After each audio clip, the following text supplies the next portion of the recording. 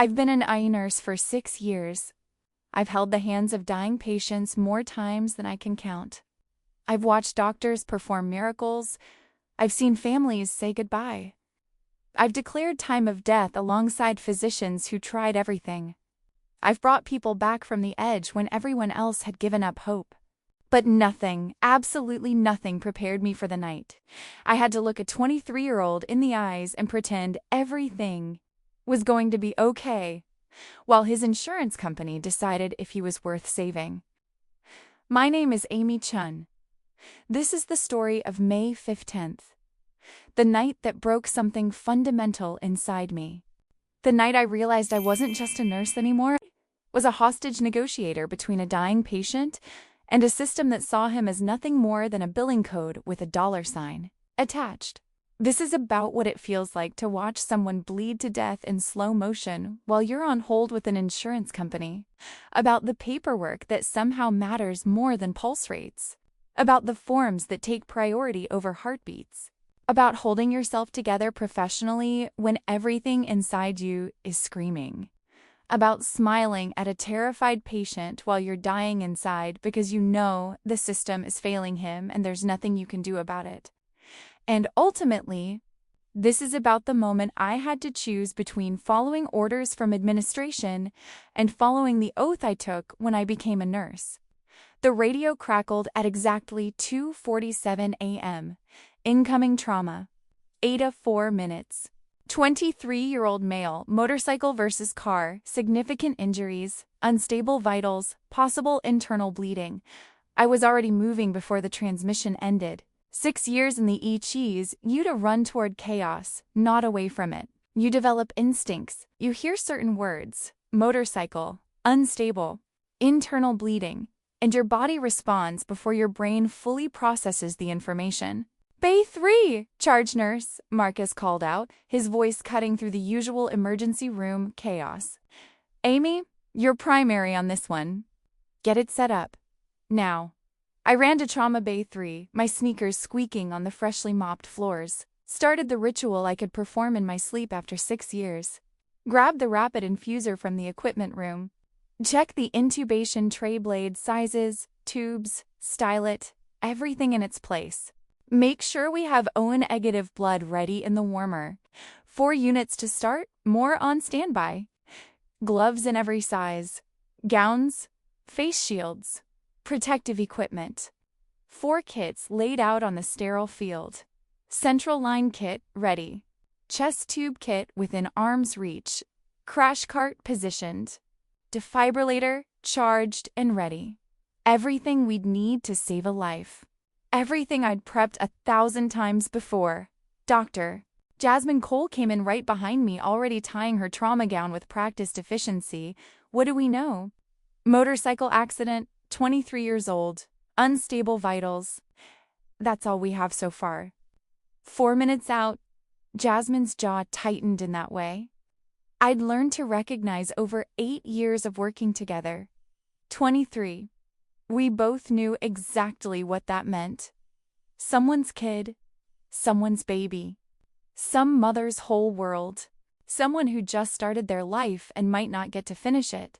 The automatic doors exploded open and paramedics burst through, moving fast, faces grim. That's when my heart sank into my stomach. In 6 years, I'd learned to read paramedics' expressions. This wasn't good. The patient Dylan Harper, according to the chart one paramedic thrust at me, was gray. That terrible, distinctive gray color that means someone is bleeding out internally, their body shunting blood away from their skin to try to keep their vital organs alive just a little bit longer.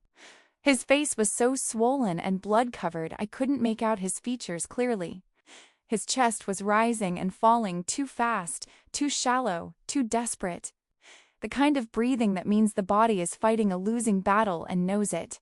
Talk to me, Jasmine said, her hands already moving, assessing, touching, checking, her mind cataloging injuries faster than most people could think. The paramedic, a guy named Carlos I'd worked with dozens of times, rattled off the report.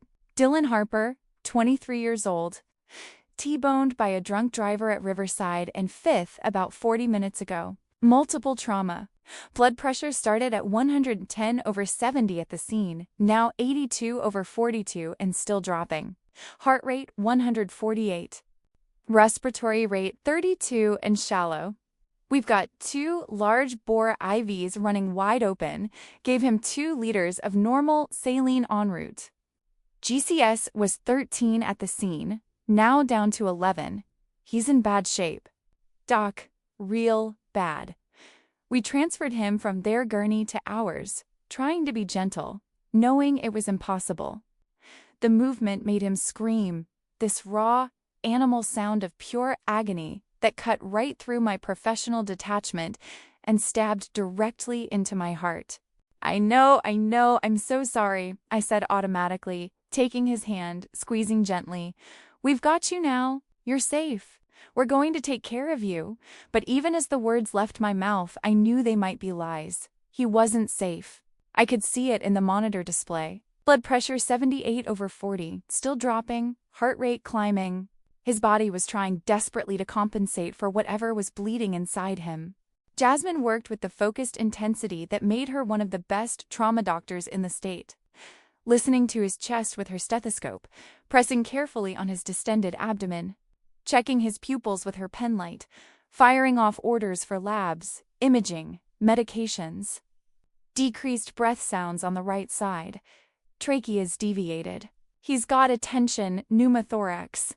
Amy, I need the chest tube tray. Right now. I grabbed it from the sterile prep area, hands moving on autopilot while my brain screamed, chest tube. This kid needs a chest tube just to breathe. 23 years old and he needs a chest tube. Dylan's eyes were wide open, terrified, unfocused, trying to find something, anything to latch onto in the chaos of people and machines and pain surrounding him.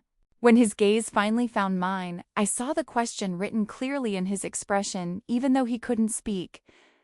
Am I dying? I squeezed his hand harder and forced my voice to stay calm, steady, professional.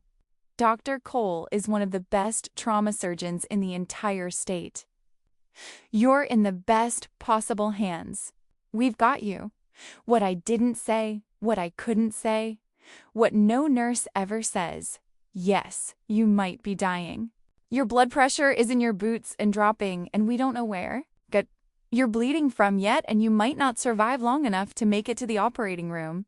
You might die right here in my URA while I hold your hand and watch the numbers on the monitor fall. Jasmine prepped his chest quickly.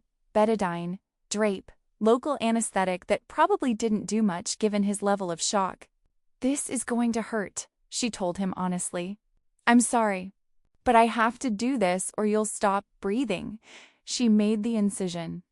Dylan's back arched off the table, a scream ripping from his throat that made Nicole, my fellow nurse, flinch.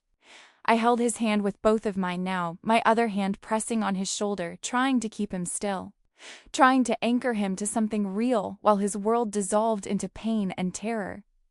Almost done there. Got it. There was a horrible rush of air, then blood. Too much blood pouring into the collection chamber. Better, Jasmine said, but her voice was tight with concern. Breath sounds improved, but he's still bleeding from somewhere else. Abdomen's distended and rigid. Amy, I need the ultrasound. Fast scan. I grabbed the portable ultrasound machine, wheeling it over while keeping one hand on Dylan's shoulder. Jasmine squeezed gel onto his abdomen and placed the probe, moving it systematically through the standard trauma views. I watched the screen over her shoulder and felt my stomach drop even further. The screen showed exactly what I'd been dreading. Free fluid, a lot of it. Dark, swirling fluid filling his belly where there should only be organs. Significant hemoperitoneum, Jasmine said, her voice taking on that clipped, controlled tone that meant she was very worried but trying not to show it. At least a liter, maybe more.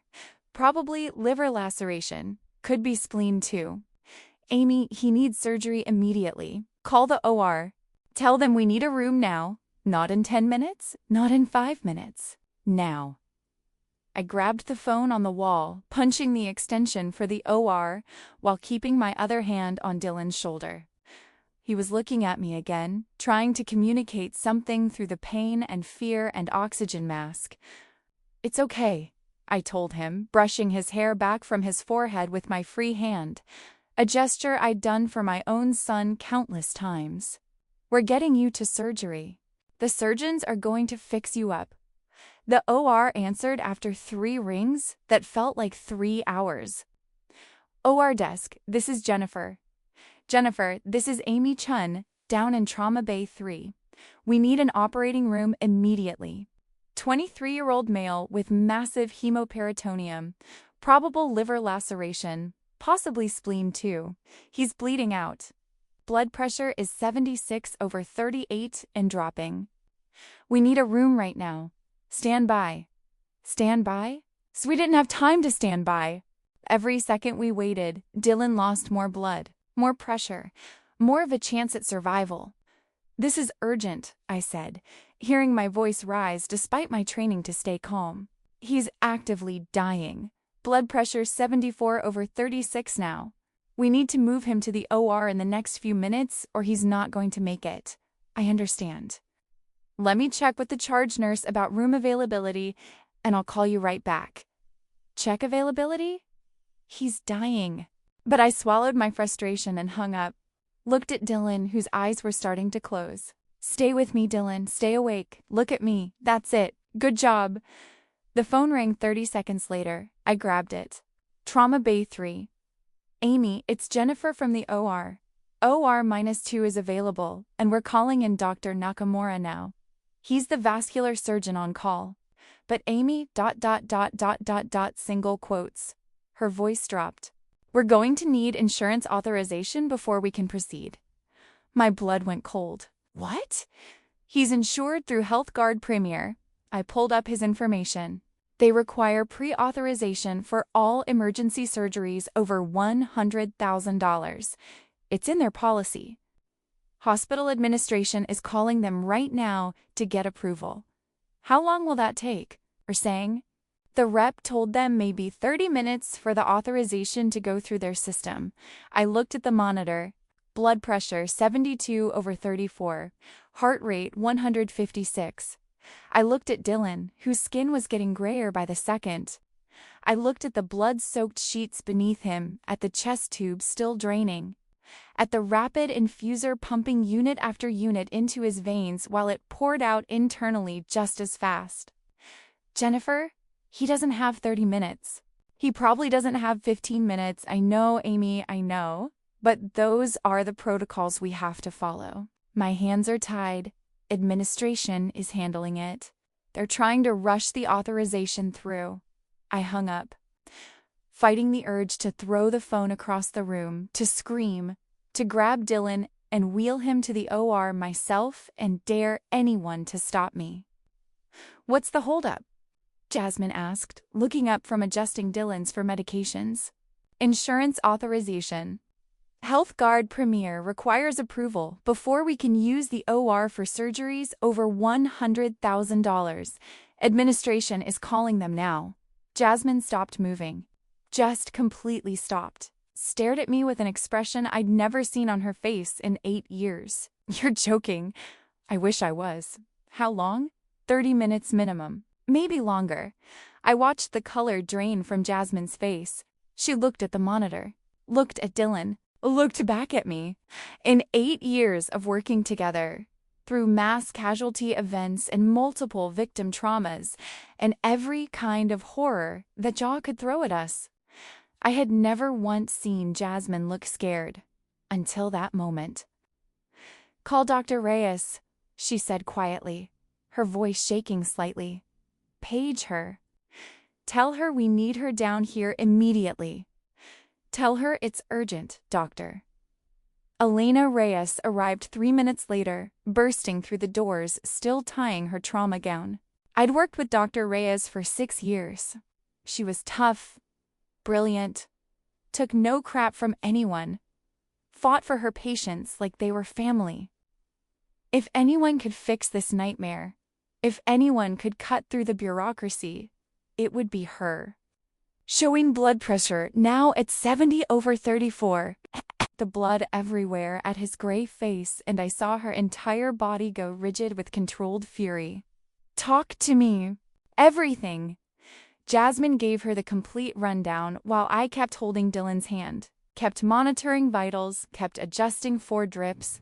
With every word Jasmine said, I watched Dr. Reyes's expression get harder, her jaw clenching tighter. "Where's the attending surgeon, doctor?"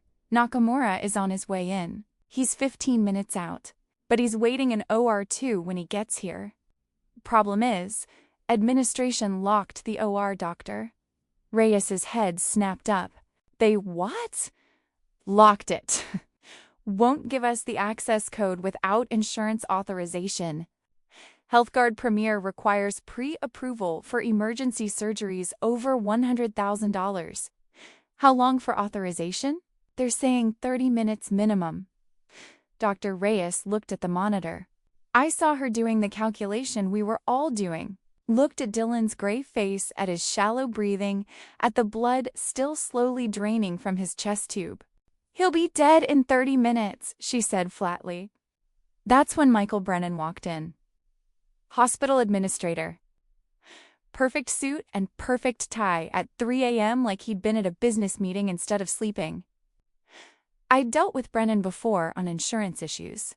Everything was always about money, about liability, about protecting the hospital's bottom line. Never about the actual human beings dying in our care.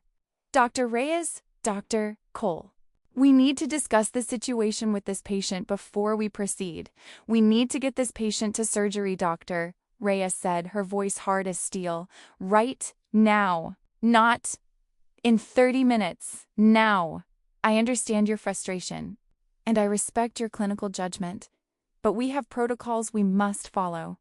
HealthGuard Premier has very specific authorization requirements for emergency procedures.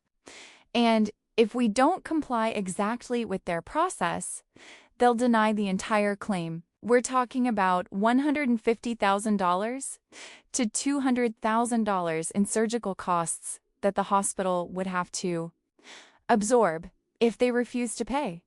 I was still holding Dylan's hand. He squeezed weakly, his eyes finding mine again. Scared, so desperately scared. I squeezed back, trying to tell him silently, "I'm here. I'm not leaving you. I won't let go." But even as I held his hand, I felt utterly powerless. What good was my presence when the system was failing him? What comfort could I provide when insurance paperwork mattered more than his pulse? Brennan kept talking, pulling Dr. Reyes aside, but not far enough away that I couldn't hear. "Last month we performed an emergency craniotomy without proper authorization. HealthGuard denied the entire claim. The hospital absorbed $220,000 in costs. If this keeps happening, we can't keep the doors open. And if we can't keep the doors open, we can't save anyone." I wanted to scream at him, but if we let this kid die to keep the doors open, what's the point of having doors?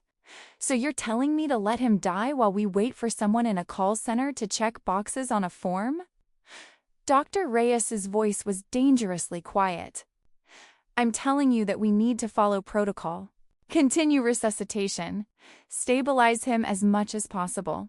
Give the authorization process time to work."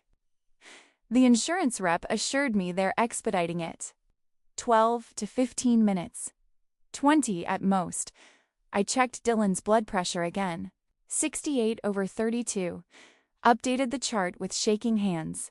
Called out to Jasmine, pressures dropping. 65/30, heart rate 156. Dylan's lips were moving. I leaned close, pulling down his oxygen mask slightly. "What is it, Dylan?" "Mom," he whispered, voice barely audible. "Tell my mom, ... You're going to tell her yourself," I said, my voice breaking despite my best efforts. "You're going to be fine. We're taking care of you." But we weren't. We weren't taking care of him. We were watching him die while we waited for permission to save him. I've been a nurse for 6 years. 6 years of following protocols, filling out forms, making the calls, jumping through the hoops. doing everything by the book, because that's the job, right? Nurses don't make the big decisions. We follow orders. We do what we're told. We're the ones who hold hands and check vitals and document everything meticulously, while doctors make the important calls and administrators make the financial decisions. But standing there, holding Dylan Harper's hand, watching his blood pressure drop point by point, listening to Brennan talk about financial liability and quarterly budgets and claim denials, while a 23-year-old bled to death in front of us, something inside me cracked. Something fundamental that had held me together through 6 years of a nursing just shattered. This wasn't healthcare. This wasn't medicine. This wasn't saving lives. This was murder by bureaucracy.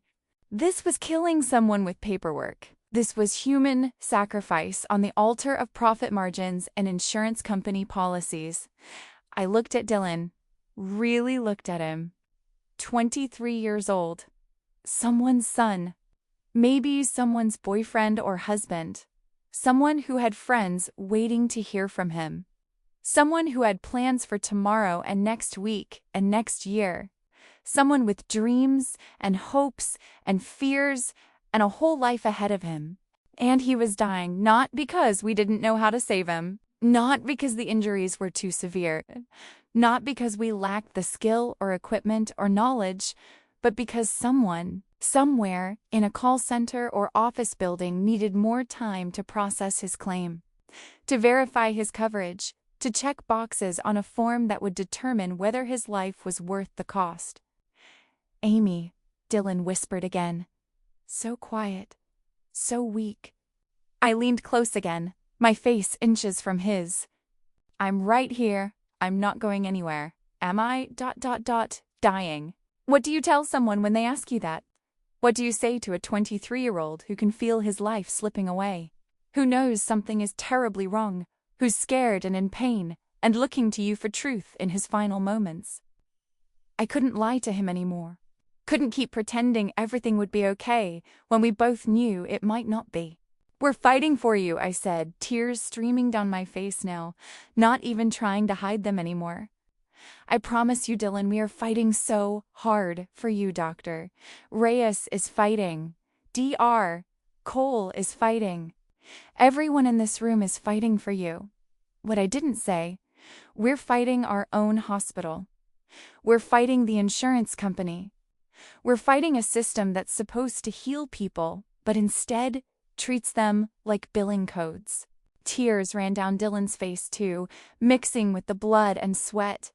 Scared, he whispered, I know you are. But you're not alone. I'm right here. I'm holding your hand and I'm not letting go." And I started crying harder. Tears streaming down my face behind my mask, professional composure completely gone. Because I was watching a stranger die, and there was nothing I could do about it except hold his hand and bear witness to the system failing him in the most catastrophic way possible. "Doctor." Reyes had pulled Brennan further aside, but I could still hear fragments of their conversation over the beeping monitors and Dylan's labored breathing. Single quotes, ... 3 minutes before he crashes completely, ... Grounds for immediate termination, ... Your career versus his life, ... Think about your family, your daughters, ... Single quotes, then doctor. Reyes came back to the bedside. She stood there for a long moment, just looking at Dylan. Looking at the monitor. Looking at me with my tears and his hand in mine. I saw the exact moment she made her decision. Saw something shift in her expression. Saw her shoulders square. Saw her take a deep breath. "Nicole," she called to my fellow nurse. "Page Dr. Nakamura stat. Tell him we're bringing the patient to OR 2 in 90 seconds. My heart leaped. Oh, thank God, thank God, thank God, thank God. "Elena," Jasmine started, her eyes wide. "Page him now. Amy, call the blood bank. 6 more units of O negative, 4 units of FFP. Tell them to have it waiting in OR2. Nicole, prepare for transport. Everyone move. We have 90 seconds. I grabbed the phone, my hands shaking so badly I almost couldn't punch in the numbers. Blood bank. This is Amy Chun in Trauma Bay 3. I need 6 units of O negative and 4 of FFP stat 20R2. Patient is Dylan Harper. ID number ... I rattled off his information while simultaneously unhooking monitors with my other hand, switching him to portable monitoring, preparing him for transport, my nursing training taking over even while my emotions were in chaos. Brennan stepped directly in front of Dr. Reyes, blocking her path. Dr. Reyes, if you do this without authorization, you will be terminated immediately.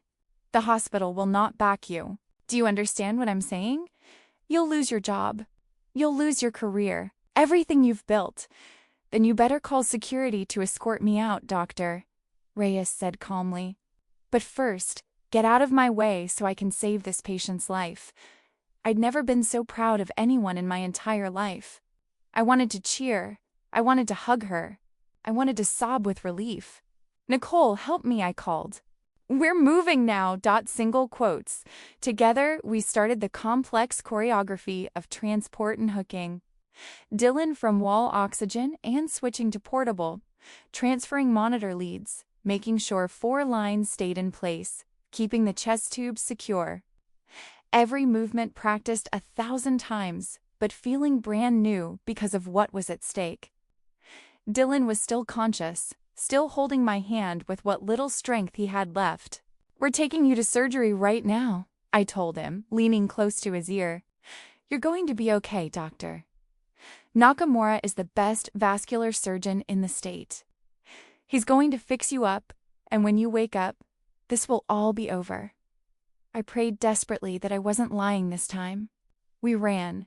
Literally ran down the hallway, the gurney rattling and shaking, Dylan between us, machines beeping urgently, Jasmine still bagging him manually because his oxygen saturation kept dropping despite the chest tube. Doctor.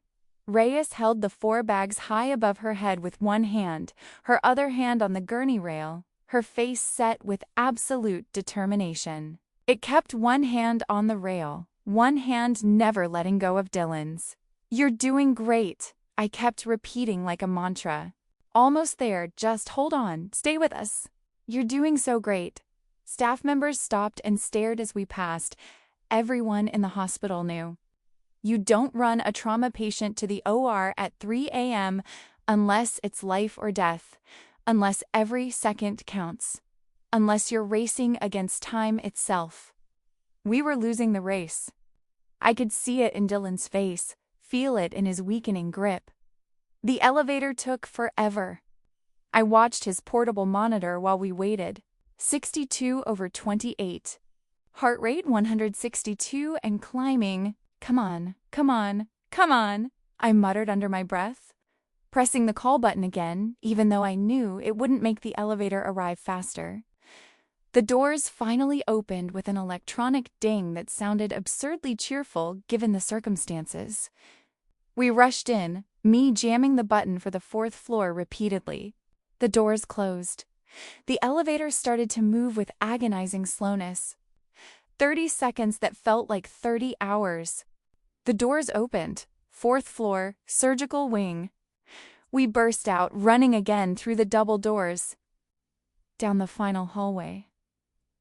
Dr. Nakamura was waiting outside OR2, already completely gowned and gloved, mask in place, looking like an angel in surgical scrubs. Let's save him, he said simply, his voice calm and confident in a way that made me want to cry with relief. We transferred Dylan from our gurney to the surgical table as carefully as we could. He looked at me one more time, eyes wide with fear and pain and desperate hope. I leaned over him, squeezing his hand tight. I'll be right outside, I promised him. When you wake up, I'll be right there. You're going to be fine. We've got the best surgeon, the best team. You're going to be fine. The anesthesiologist positioned himself at the head of the table, placing his mask over Dylan's face. "Dylan, I'm going to give you something to make you sleep now. I need you to count backward from 10 for me, okay? 10 ... Single quotes, Dylan's eyes found mine one last time. 9 ... 8 ... Single quotes, his eyes closed. His hand went limp in mine. I gently placed his hand on his chest, stepped back from the table, and let the surgical team swarm in around him, each person moving with practiced precision, ready to fight for his life. And then I walked out of that OR on legs that barely held me, made it maybe 10 steps down the hallway, collapsed against the wall, and sobbed like I hadn't cried in years. Great heaving sobs that shook my entire body. 6 years of holding it together, 6 years of staying professional, 6 years of being strong for patients and families. And it all came crashing down in that sterile hallway at 3:30 a.m. Another nurse, Sarah, from the ICU, found me there a few minutes later. She didn't say anything, just sat down beside me on the floor and put her arm around my shoulders while I cried. She understood. Every nurse understands. We've all been there. We've all had the moment when the system breaks us. The surgery took 2 hours and 40 minutes. I spent every single minute of it in that hallway. I couldn't leave. Couldn't go back to the ER and take another patient and pretend everything was normal. Couldn't go home. Just sat there against the wall, still in my blood-stained scrubs, waiting, praying to a God I wasn't sure I believed in anymore. Other nurses walked by throughout those hours. Some asked if I was okay. I nodded and lied. Some just looked at me with understanding and kept walking. Some sat with me for a few minutes in silent solidarity. The nursing community knows. We all know what it's like. I texted my husband around 4 a.m. "Bad night. Going to be late. Love you." He texted back immediately. He knew my schedule, knew I should have been home hours ago. "You okay?" "No, but I will be. I love you." "Love you too. Be safe." At 5:12 a.m., the OR doors opened and Dr. Nakamura came out, pulling his surgical mask down. I scrambled to my feet, reading his face desperately for any sign of how it had gone. "He's stable," he said, and I started crying again, this time from overwhelming relief. Got the liver laceration repaired. It was a grade 4, pretty extensive, gave him 8 units total. He lost a lot of blood, but he's young and strong. He's going to make it, Amy. He's going to survive. Can I see him? Give them a few minutes to get him settled in the ICU and get all his lines organized. Then yes, absolutely. He's going to be intubated and sedated for at least 24 hours while his body recovers. But you can't see him. I waited another 25 minutes that felt like another eternity. Then went up to the ICU, still in my bloody scrubs, looking like I'd been through a war, which I guess I had. Dylan was in ICU Bay 6, intubated, sedated, ventilator breathing for him, but his color was better. Pink instead of that terrible gray. His monitor showed stable vitals. Not great, but stable, survivable. He was alive. His mother was already there, sitting beside his bed, holding his hand exactly the way I'd held it in the ER. When she saw me in the doorway, she looked up, and I saw her face crumple with emotion. "Are you Amy?" she asked, standing up. "Yes, ma'am." She crossed the small room in 3 steps and hugged me so tightly I could barely breathe. This complete stranger, holding on to me like I was the only solid thing in her collapsing world. "They told me," she said, her voice muffled against my shoulder. "They told me what happened. What you did. What Dr. Reyes did. What all of you did. How you fought for him. How you stayed with him. How you held his hand when he was so scared." She pulled back, holding my shoulders, tears streaming down her face. Thank you so much. He's my only child. He's everything. He's my whole world. And you saved him. All of you saved him. I just stayed with him," I managed to say. I didn't do anything special. I just held his hand. You stayed with him when he thought he was dying, she said fiercely. You held his hand when he was terrified and alone and in pain. You fought for him when the system said to wait. That's not nothing. That's everything. That's what made the difference between him dying alone and scared or knowing someone cared. Don't you dare minimize what you did. I hugged her again, and we both cried together in that ICU room while her son, her whole world, breathed steadily with the help of machines, alive when he shouldn't have been. I finally made it back to the ER around 6 a.m., 12 hours into what should have been a 10-hour shift. Found out that Dr. Reyes had been fired. Found out she'd been called into Brennan's office at 6:10 a.m. and terminated effective immediately. Found out the insurance company had denied the entire claim surgery, ICU, blood products, everything. Found out the hospital was on the hook for $192,000 and counting. And all I could think was, a doctor lost her career to save a patient, lost everything she'd worked for, lost 11 years of building her reputation, lost her income and her identity and her purpose, and the system, the broken, cruel, inhuman system, punished her for it. I went home at 7 a.m. My husband took one look at me and just held me while I cried again, unable to explain, unable to articulate the horror of what I'd witnessed, the rage I felt at the system, the grief for Dr. Reyes, the overwhelming relief that Dylan had survived. Bad night? He asked quietly. The worst, I whispered. The absolute worst. I'm still a nurse. Still work in the same, 6 years has turned into 9 years now. But something fundamental changed in me that night. Something broke and reformed differently. I stopped believing that the system would take care of patients. Stopped trusting that following protocols automatically meant doing the right thing.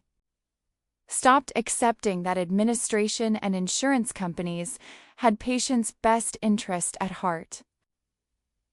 Now, when insurance companies make me wait, I push back harder. I document everything meticulously, yes, but I also escalate immediately. I make noise. I call supervisors. I refuse to accept "we need authorization" as the final answer when someone is actively dying in front of me. I teach the new nurses, the young, idealistic ones fresh out of nursing school who still believe the system works, that their loyalty is to their patients first, not to protocols, not to insurance companies, not to hospital administration. That sometimes doing the right thing means breaking the rules. That sometimes being a good nurse means being willing to make people uncomfortable with your advocacy.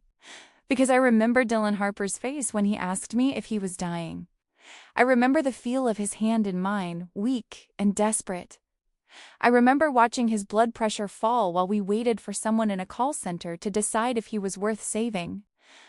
I remember the absolute helplessness, the fury, the grief. And I remember Dr.